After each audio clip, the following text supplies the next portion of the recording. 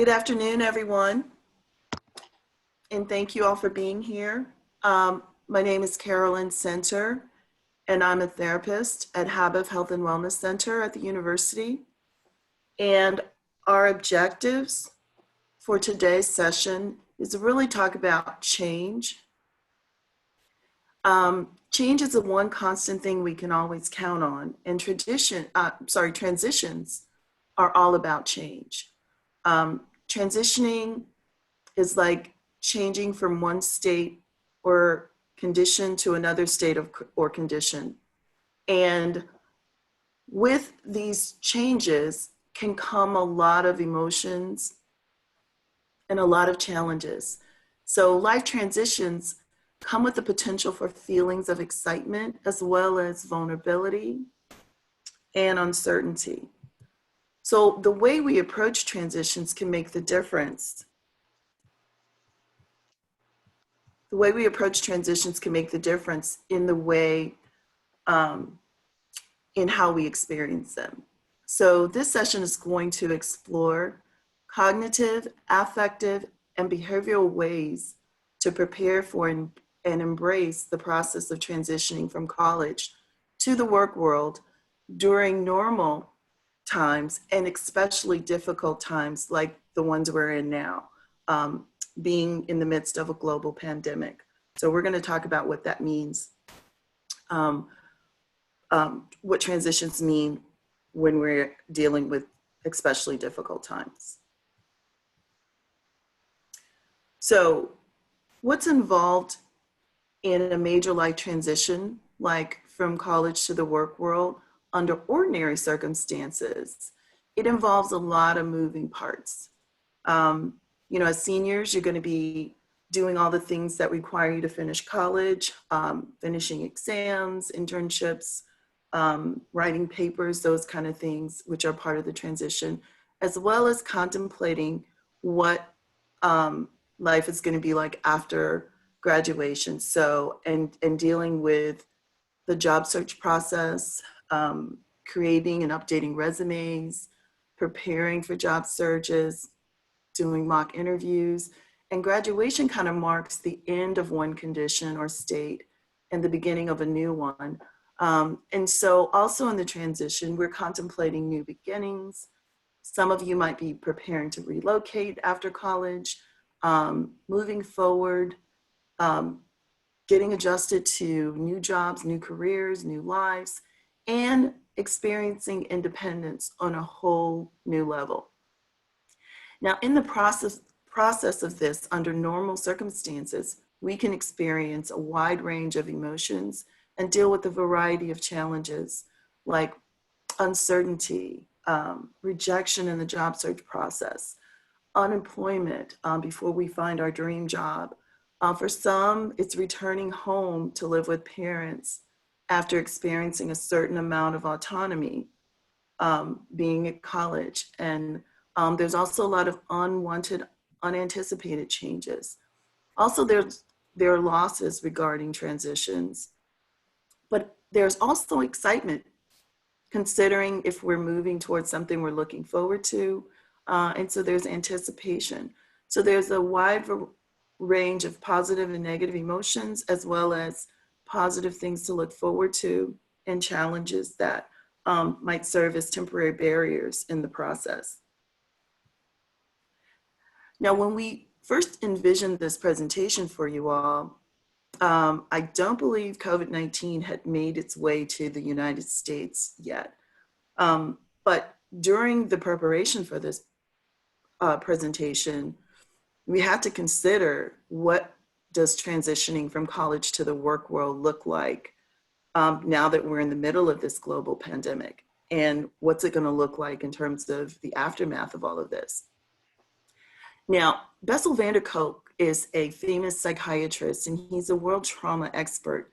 And he puts what we're experiencing right now in the context of trauma. He says basically we're in this pre-traumatic space because at the root of trauma is unpredictability. So what COVID-19 has done is created a lot of unpredictability in our lives and in our world. And so with trauma, we respond to things differently sometimes. So what does COVID-19 and the changes or the unpredictability that it brings, what does this mean for students preparing for life after college? Well, what it means is that the process is probably still going to be the same. The expectations we have for the process will be the same, but these extraordinary and unprecedented times means that we're probably going to be dealing with things that we haven't anticipated. There's so much unknown about how this is going to play out. So there's a lot of unanticipated challenges we may deal with.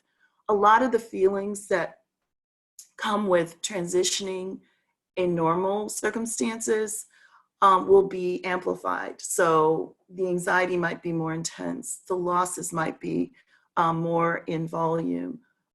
We might experience more uncertainty, unpredictability.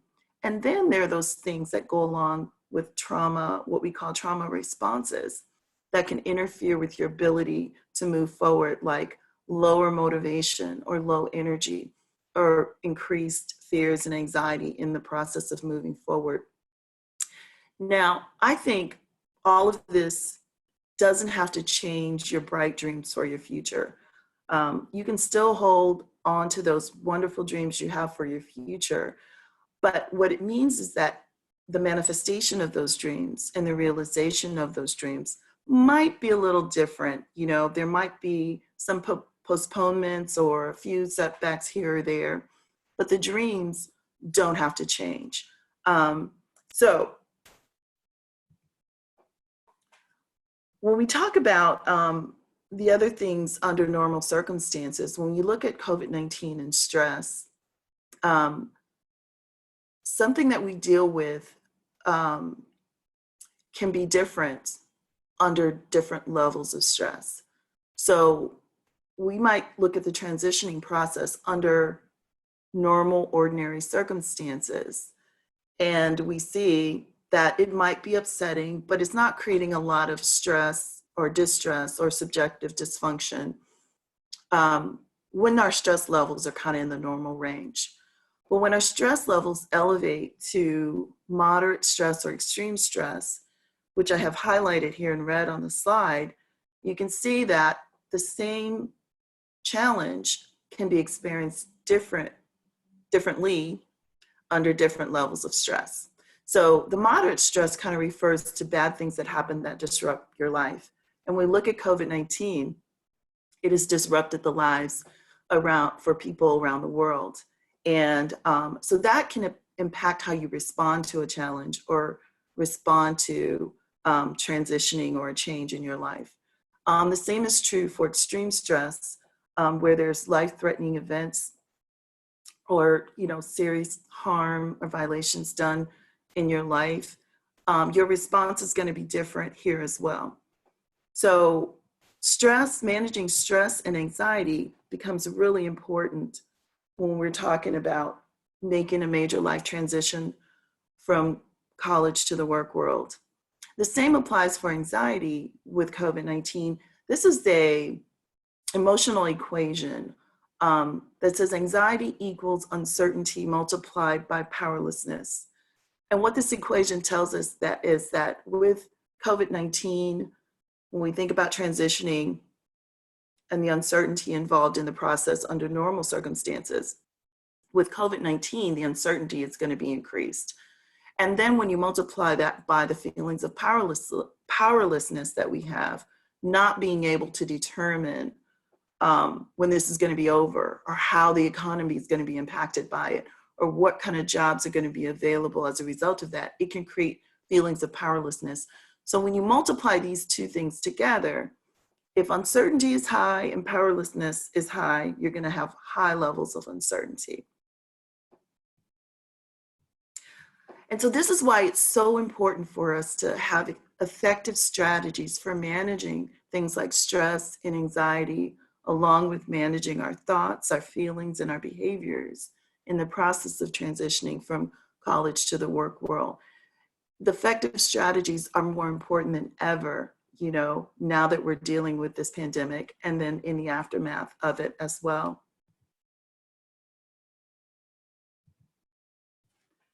So the first thing I want to have you all think about before we get into specific strategies for managing is being able to determine or understand the importance of why you have to determine the difference between things that are in your control to manage and do versus things that are outside of your control. One of the things that creates a lot of distress for us in our lives is it's when we tend to try to manage things outside of our control. When we tend to put a lot of energy and attention on worrying about things that we have no real power to change. And it just causes a lot of distress in the present moment. So having that clear understanding of what are some of the things that are in my control to do and what are things outside of my control to do. This gives you a sense of agency in the process where there's a lot of uncertainty and unpredictability, focusing on what you can do, what's in your realm of control to do. So here's a little chart to show some examples of what's in your control to do. And I know sometimes people will falsely believe that they have power and control over what other people think about them. But the truth is, you don't have any power and control over what other people think. You only have power and control over what you think and what your reactions are. So if you look at this list in terms of things that are within your control to do, excuse me, all of these things focus on what's in your power to make a difference in your life, what's in your power to do to make a difference in your life. So things like focusing on building your resilience, focusing on improving, focusing on who you surround yourself with, what kind of advice you seek or who you seek advice from. And the things outside of your control are those things that often create a lot of worry for us. But sometimes there's just not a lot of things that we can do about it, like other people's opinions and perceptions of you, what jobs are available when it's time for you to start your job search, what's happening in the economy, the weather. These are things that we have no control over. So being able to surrender and let go of this idea that I can control everything and focus more on what I can do, what's in my power and control to do to make changes in my life. So cognitive strategies are those things that have to do with our thoughts, how we think about things. So the first strategy I want to introduce to you is a simple ABCDE model for cognitive thought managing. And this is an easy mnemonic to remember. It's the first five letters of the alphabets. And so the first A, the A stands for attention. So this is about practicing tuning inward, paying attention to what's in our mind, what kind of thoughts are we holding on to. And this says when you feel distress, which is more like a feeling, but it's really important to understand that thoughts are connected to your feelings. So when you're feeling distressed, it probably has a lot to do with what you're thinking about or what kind of thoughts you're entertaining. So you're going to pay more attention to what you're thinking and be curious. Like, what are the thoughts I'm holding on to? What is my mind telling me about this situation? The B stands for believe. And it's basically questioning, is this something I should believe or not? A lot of times we think that just because we have a thought that it's the truth or that it's who we are.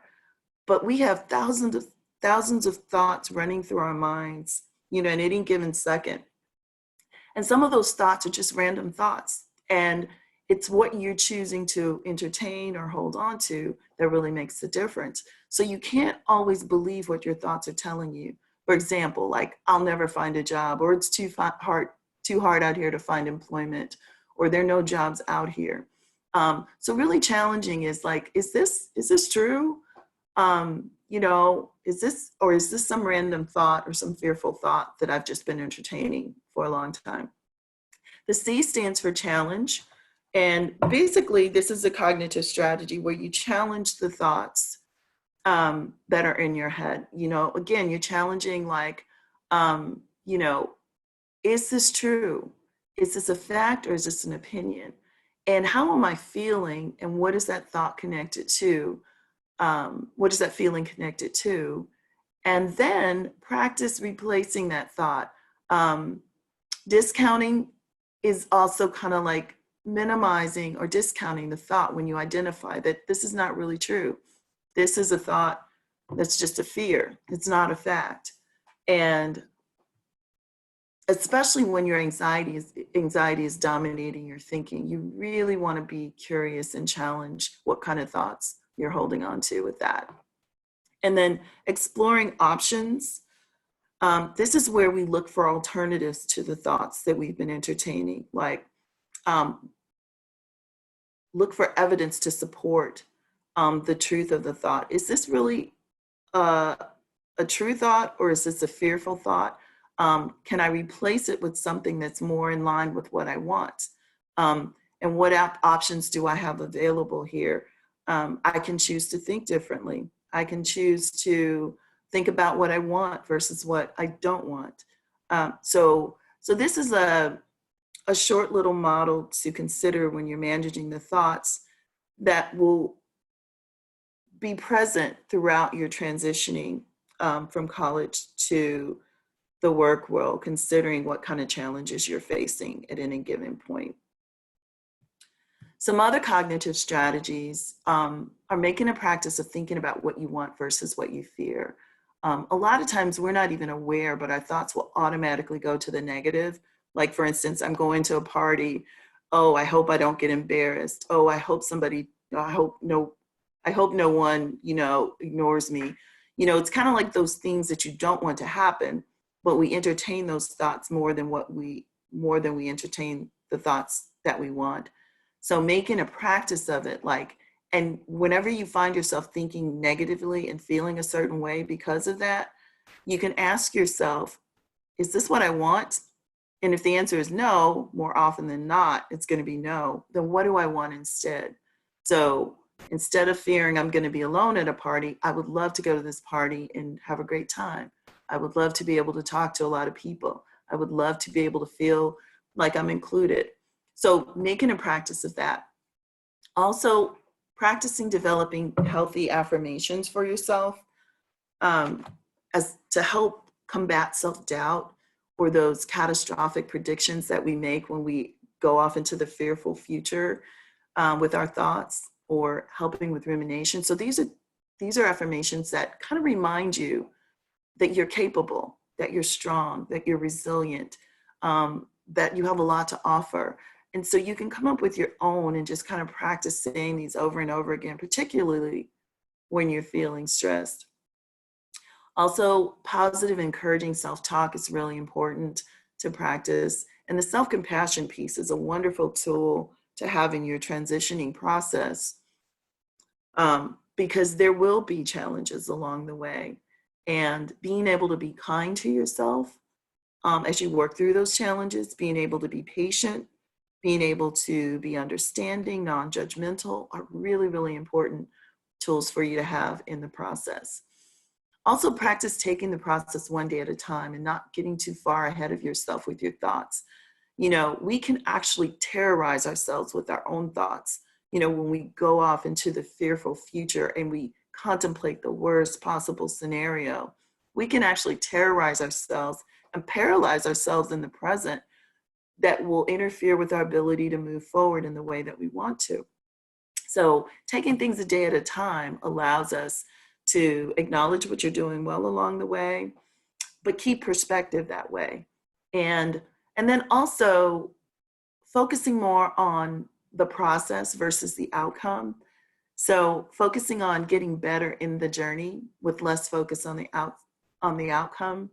And I don't know if any of you watch Kobe Bryant's Academy Award winning animated short film called Dear Basketball, but it was really beautifully done. But one of the things he talked about, which I really loved, and I think it's very appropriate here when we talk about transitioning, he said throughout his career, he focused more on the journey. It was more about him becoming better and improving, becoming the best version of himself. And so in his quote, he says, it's not the destination, it's the journey. And if you guys can understand that, then what you'll see happen is you won't accomplish your dreams. Your dreams won't come true. Something greater will. So in other words, I think what he's saying is that if we focus on becoming the better versions of ourselves in preparation of our dreams, that sometimes doors will open for you that you didn't even realize were there.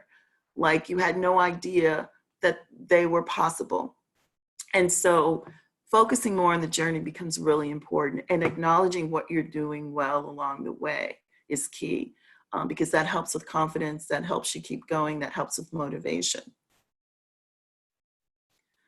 Now, affective strategies have to deal with how we feel, and our feelings can also influence us positively or negatively in the transitioning process. And one of the things I talked about at the beginning, how transitions were about change, but they're also about loss. And with loss comes some pretty intense feelings. And so I wanted to talk a little bit about managing loss, the feelings of loss in this process, because while transitioning to a new life in the work world, we're also leaving an old life behind. And with that, we might be leaving important people behind, or important things that we enjoy doing behind.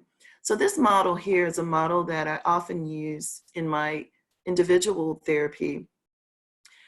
And when there's grief and loss involved, this model is a nonlinear model of grief, basically. And there are two orientations. So we have the loss orientation, which is really about those unpleasant feelings we feel when we lose something that's significant to us.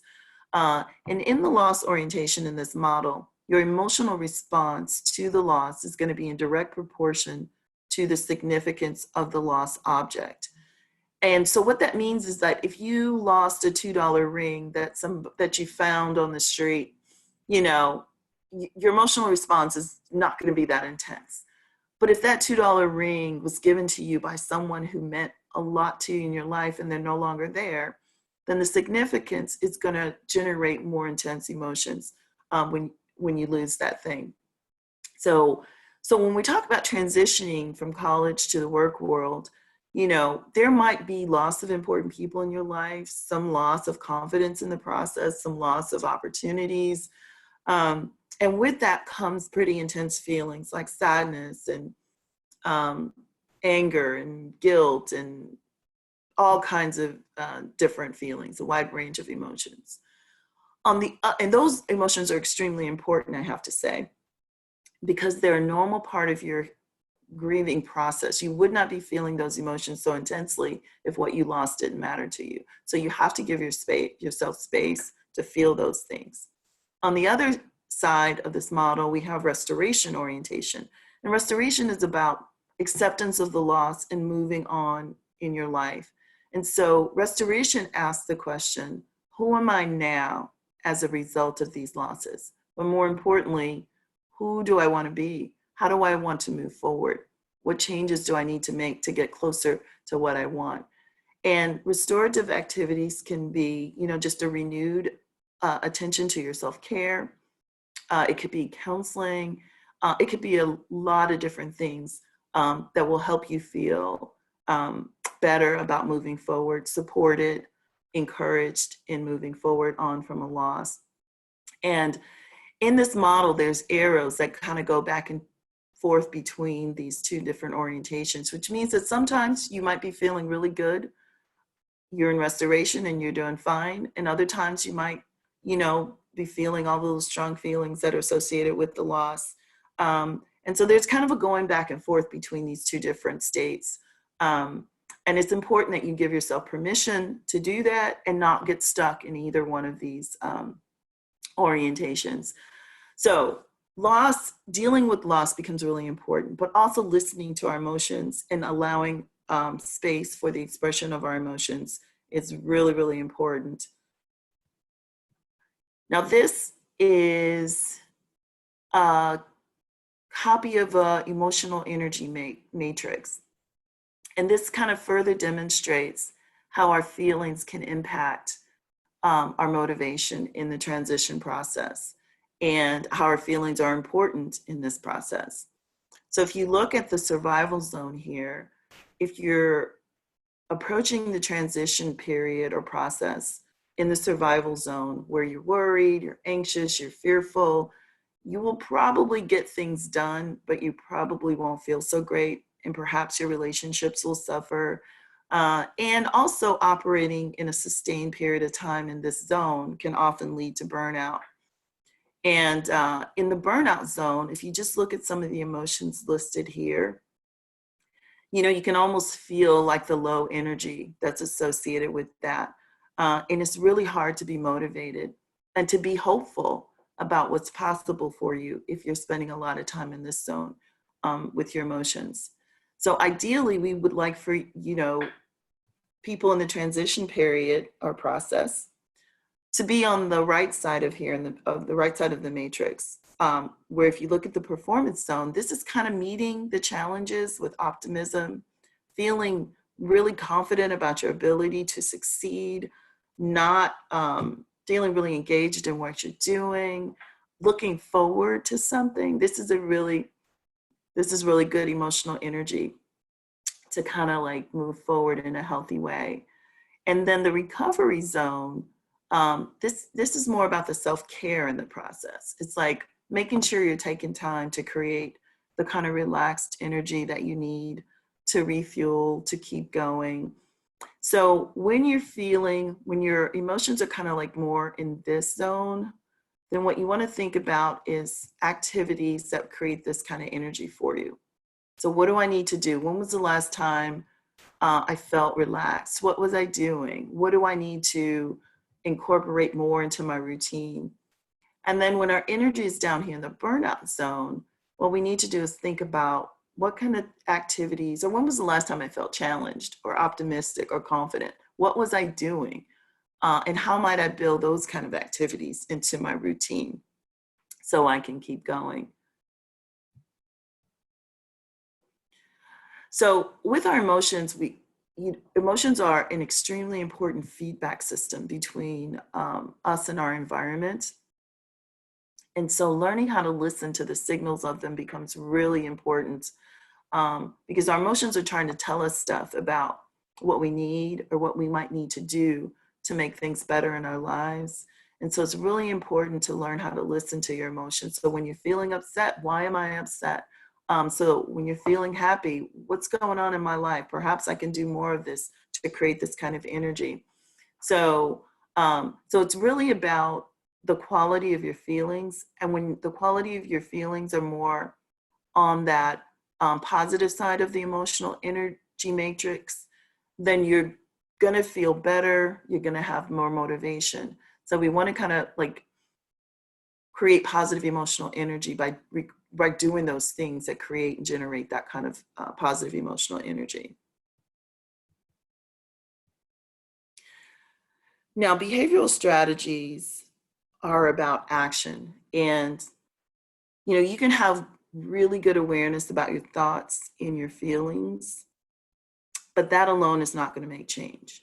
So you might be aware of what you're thinking that might be creating distress in your life, or you might be aware of the signals of your emotions, but without action steps, change doesn't happen. So we have to think about, what do we need to do differently moving forward when we're in the transition process.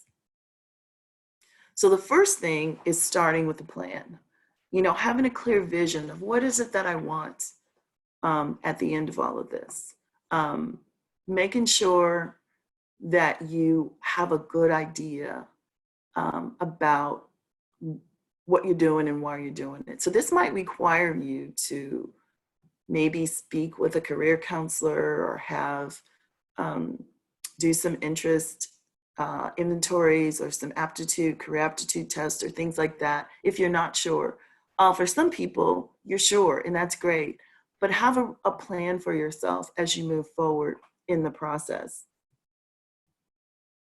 And the other really important thing, to help you with that plan, particularly if you're not sure what it is you want to do, is by using your values to help you identify what's important to you. Values are extremely important in helping us determine, how we're moving forward in life. And so when we make choices, when you have a clear understanding of what those values are, and you make choices that are consistent with your values, satisfaction and contentment usually follows. And by the same token, if you are making choices that are inconsistent with your values, then we know distress is going to follow. So for instance, you might say, I really value my friends. But your actions might show something different, like you never call them, you flake out on your friends when they invite you to things, you tend to, prioritize your schoolwork over your friends, and you only see them when you have time. Those are actions that are inconsistent with that value of I really value my friends. So when you evaluate that, you might determine, or you might question, is this really my value? Maybe I value schoolwork more. Or if it is a value, a core value, then I have to adjust my actions so that they're more consistent, so I can feel more satisfied with this. So it's really important to know, what is it that I value? And that's going to help serve as a guide for you in your journey. Now, there are a lot of questions, good questions or exercises, value identifying exercises. If you do an internet search, lots of questions. So these are just some questions that kind of like cause you to self-reflect and, really kind of get to know yourself and gain more clarity about what your values are. And, I like the question number 5, how do I want to be remembered? This is a pretty common values clarifying question. It's often sometimes where people are asked to write their own obituary, to think about what would you want people to say about you, or what would you want to be remembered about the life that you lived. But this is a really good question to kind of help you think about it. The other one too that I really like is, what would I be doing if I was guaranteed an opportunity to do it, where there was no hassles, no negativity, I could just do this thing. So you might be a student studying engineering, and when you answer this question, your question might be, I want to sing. That might help you clarify your values or what's important to you. Doesn't necessarily mean you have to abandon your career, but it might mean you want to incorporate that thing that's important to you, to help increase satisfaction and contentment in your life. And then after identifying your values, goals become really important in this process, setting goals. Now you will have long-term goals, but then you also have these short-term goals that are really important. And setting goals is kind of like, it kind of solidifies what it is you're working towards. And your thoughts become a really important component in this process, because everything starts with a thought. The chair you're sitting on, somebody thought of it first, or the pencil you're writing with, or the computer you're looking through, that started with a thought. So our thoughts are really powerful. And then we use them to create, to think about what kind of goals we want to achieve. Then it's kind of like the first step in the achievement toward, or the achievement of those goals. So being really clear about your plan, are they consistent with your values? And then having goals, which are kind of like the steps to help you get to the longer term goals. And some of you might be aware of this model, the SMART goal model, but this is a really good model to use in the transitioning process, because it allows you to be real specific about what goals you're setting. And this can be tied into the values that we talked about. But you also want to look at, is this goal measurable? Is there a way for me, how am I going to know that I've achieved what I wanted to achieve? So you should have some kind of tangible evidence that this goal has been accomplished. So sometimes we set these vague goals, but we don't have a real specific idea about how we're going to know that that goal was completed or accomplished. Then being flexible in the process. Sometimes you may have to adjust the goal. Um, and that's an important piece of this. Is the goal realistic? Is it consistent with your values? Is it related to your long-term goals? And then finally, is the goal timely? It's important when you set these goals for yourself that you have a deadline, again, to help you with motivation and accountability, but to also, recognize that the goal has been accomplished. And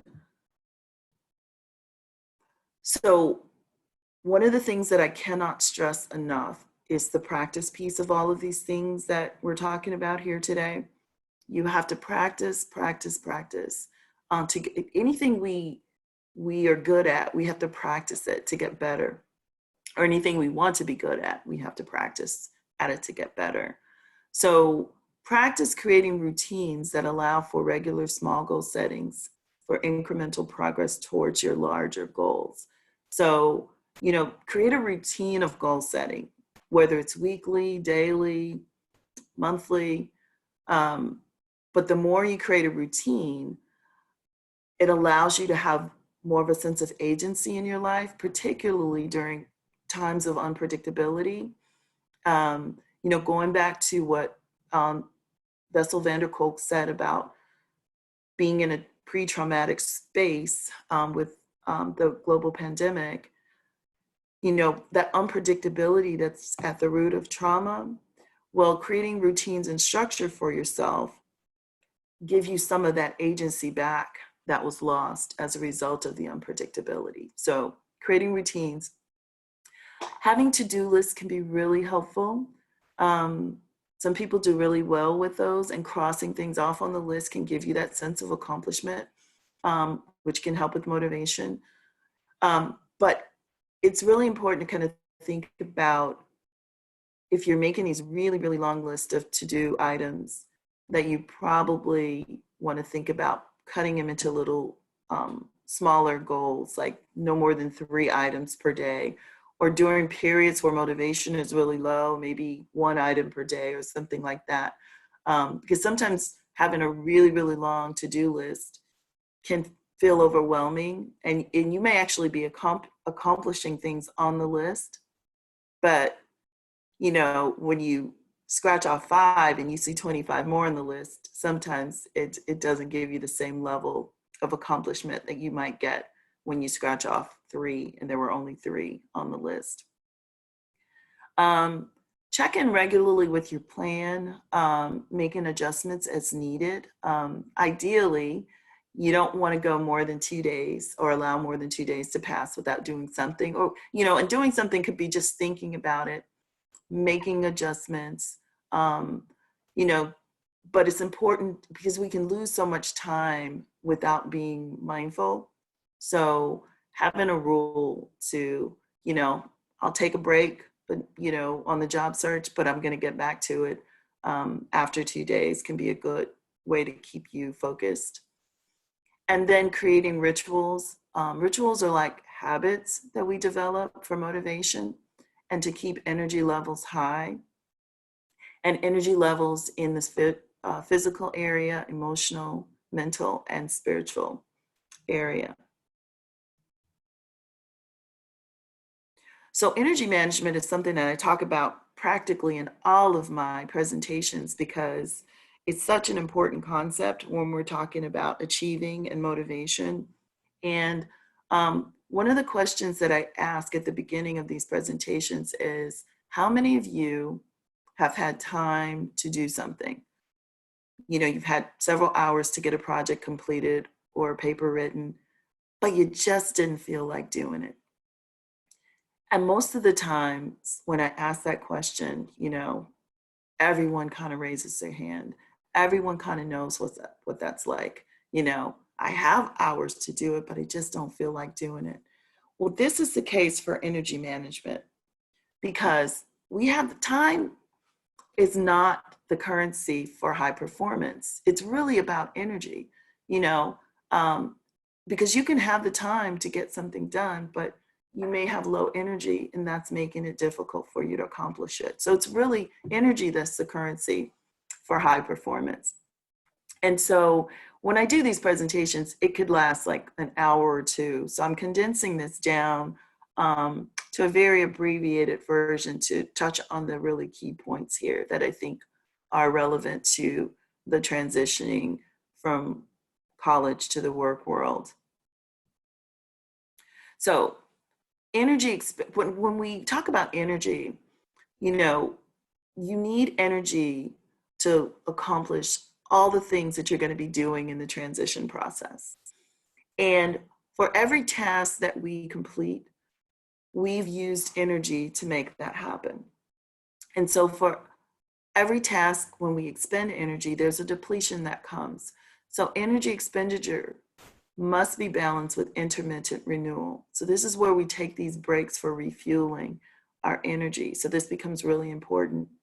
The other key concept here is the rituals. So to build capacity and grow, we must push beyond normal limits. So that means that when we're creating these new routines to practice the strategies that we talked about, there may be that initial period of discomfort where it doesn't feel right, but enduring that short-term discomfort leads to longer-term gain, so that over time, you would have developed this new ritual or this new habit pattern, and you don't really have to expend a whole lot of energy. You don't have to expend a lot of energy to remember that activity. So rituals are really about creating healthy habit patterns when you think about it, but we're doing it to help manage our energy, to keep our energy levels high in all of those areas: physical, emotional, mental, and spiritual. So when we're creating rituals, we want to think about a specific behavior. So it could be exercise, because we can have exercise rituals, self-care rituals, social connection rituals, entertainment rituals.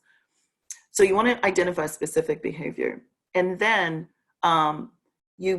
this behavior is performed at a specific time and place. So it could be a weekly ritual, a daily ritual. So let's say we want to set a self-care ritual to get a massage once a week at our chiropractor's office. And this is tied to a deeply held value. So the deeply held value here would be, a value of good health, good self-care. And so over time, if you do this thing, it's going to help sustain your energy levels, and then eventually it can become more automatic, where you don't really need to expend any energy on it. It's kind of like a ritual of brushing your teeth. Perhaps when you were younger and your parents fought with you to brush your teeth, doing it every morning when you wake up or whatever, eventually created this kind of ritual where most of us get up in the morning, wash our face, and brush our teeth without even thinking about it. It doesn't require any extra energy to do. So these are the things you want to think about creating in the transitioning process to help you maintain your energy levels along the way. And it's also good to think about energy as fuel. When your energy is low, it's kind of equivalent to low fuel in your automobile's fuel tank. And so if your fuel is low, but you have a desire to go a really long distance, that's not going to happen until you refuel. So when we think about our energy, we want to think about ways to refuel, constantly refuel. And this, of course, requires us tuning in, understanding what our needs are better so that we can be strong self-advocates to meet our needs. And so this kind of sums it up here: the 4 sources of human energy and what we need to do to keep our energy levels full. So physical energy is renewed by exercising, getting good sleep, eating nutritious meals, drinking lots of water. And emotional energy, again, is about the quality of your feelings. So when we want our feelings to be more on the positive side of the emotional energy matrix, We want to do things like practice gratitude in our transitioning process. You know, what do I have to feel grateful for? And gratitude is a wonderful strategy. And you can create daily rituals of gratitude to help shift emotional energy from that negative to the positive. Um, Focus on what you're doing well in the journey. Make a practice of this, identifying what am I doing well along the way, as opposed to focusing on what you're not doing and opening the door to a lot of self-criticism. Laugh, do things that create laughter in your life. That also generates a lot of positive emotional energy. Engage in activities that you enjoy. And that's kind of like related to, you know, that low positive emotional energy of relaxation, and, you know, create those kind of activities like doing things that you enjoy, you know, things that you read that kind of give you hope or encouragement. Inspirational stories of success against the odds can be a really good way just to kind of keep you focused on, you know, even exceptions are always, you know, people who succeed against the odds. And so, you know, focusing more on inspirational kind of things that help improve your emotional energy. Mental energy is the kind of energy you need for job interviews. And so to keep your mental energy high, rest, of course, is important. The physical energy and emotional energy stuff is important. But also what you want to do is identify when your peak mental energy hours are. Let's say you're a morning person, task with your periods of high mental energy. And then once you identify your periods of high mental energy, you want to protect that time. You don't want to allow people to interrupt it. You don't want, you know, those email reminders to interfere or make you stop what you're doing. You want to protect that time and use it efficiently. And spiritual energy is about meaning and purpose. It's about the why of what we're doing. So it's very associated with those values that we talked about. So identifying those core values and making sure that you're living consistently with those values. You're also focusing on growth, recognizing how you're growing in your journey, living from integrity, and, you know, paying attention to ethical things that matter to you. So these are some things that you can do to renew and keep your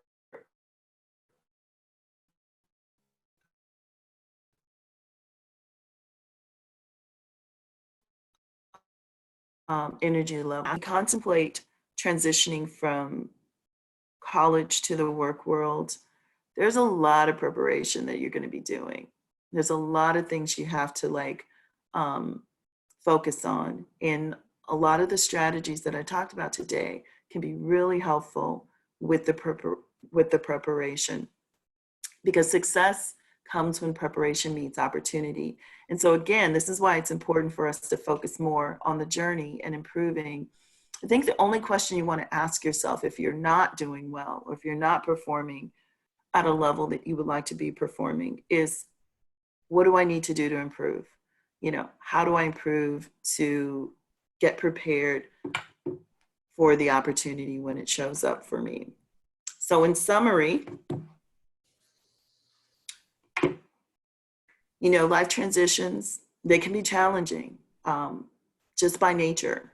And difficult times call for different strategies. It requires flexibility. And so what you want to do is focus on controlling your inner world in this process, not the outer world, but focus more on the inner world, like managing your thoughts, your feelings, your actions, your reactions. And again, focusing on how do I improve? How do I get better? Structure and routine are extremely important for that sense of agency in the process.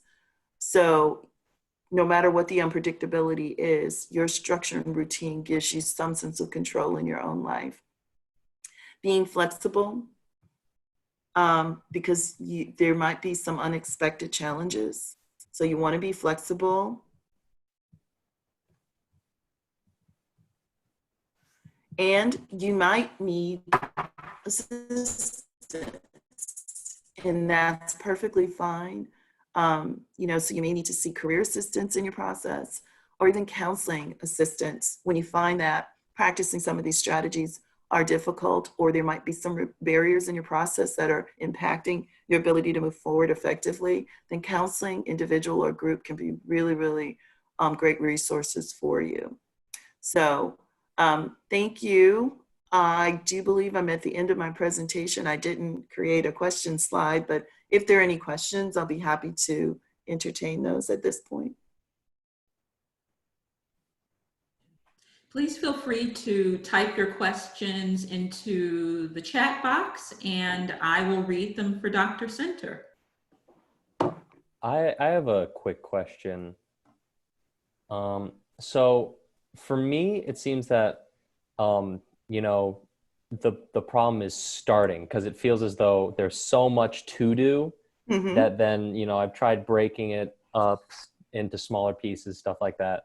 But then I've heard a lot that maybe changing like setting a designated area for work helps some people. Is that like a valid plan to deal with this type of stuff? Oh, yeah, absolutely. That's the part that's related to the flexibility. Sometimes what used to work for us doesn't work anymore. So we have to be flexible enough to try different things, so sometimes changing locations, maybe working with a partner, accountability partner to help us get started. But sometimes we have to practice different strategies to find one that works.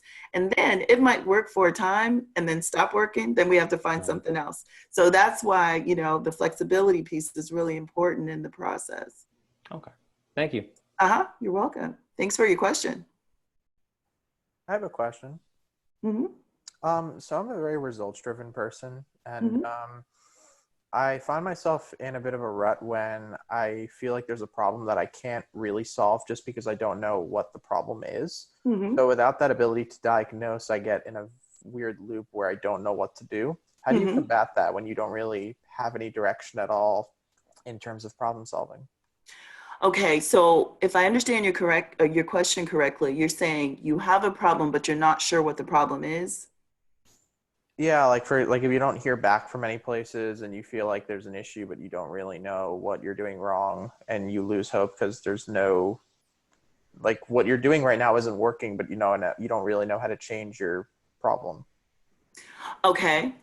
So I think if I understand your question correctly, it sounds like you might want to focus on what kind of thoughts I'm holding on to, because what I'm hearing in the example that you gave, it's kind of like, it sounds like there's some hopeless thoughts operating there. Like, I'm doing something wrong, but there's nothing I can do about it. So there's a certain amount of hopelessness, with that.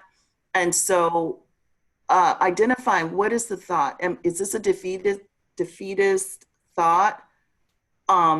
Could there be other ways for me to solve this problem? Perhaps maybe I need to talk to somebody else to help me figure it out. So thinking more about solutions instead of, because sometimes we can get really problem focused and then we get stuck. But if we move towards solutions, okay, I'm stuck.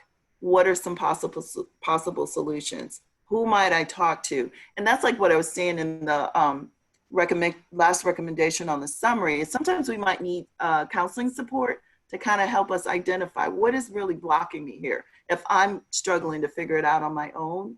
And so I would say first start with kind of examining what are the thoughts that are associated with the feeling. And then you might need to have someone else kind of help you identify barriers to this. Because in therapy, sometimes we find that the barriers are things that people, may even come from childhood stuff that they're not even necessarily aware of. And so I would say in a case where you're feeling stuck, it might be helpful to find somebody to talk to help you get unstuck.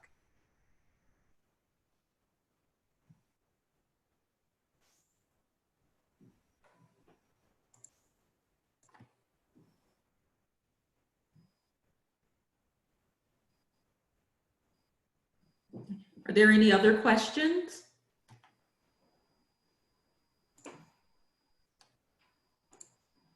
Okay, I'm going to take that as a no.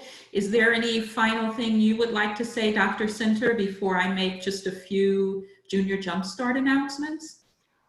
No, I just wanted to thank you all for your attention and for those really good questions. And, you know, if there's any questions that you have later on about my presentation, I did not put my email information up on the slides, but I would be happy to follow up with anybody if you have any additional questions that you didn't think of at this time. So, and I can leave that with April so she can share it. All right, fantastic. Well, I'm April Chanel, and I'm on the Junior Jumpstart Committee, and I'm also an advisor at the Career Center. And I just wanted to mention a few sessions that will be taking place tomorrow, live sessions, that is. Specifically, Q&A with pre-health advisors will take place at 11 a.m. Central Standard Time. Engineers, how to stand out in the hiring process will take place at 11 Central Standard Time. And then finally, in terms of live sessions, establishing and managing professional relationships will occur at 12:30. And I also want to put a plug in for a module that isn't live. It's essentially a PowerPoint presentation, and the focus is on reimagining the summer. So if you are a person who maybe your plans have changed or you need to make some modifications, there are a lot of great tips and strategies for making those shifts. And just know that the Career Center is available to you via Zoom appointments as well as phone appointments to help you with reinventing, reinvigorating, or reimagining your summer. So thank you all so much for coming. Thank you both very much. Thank you. Have a nice day.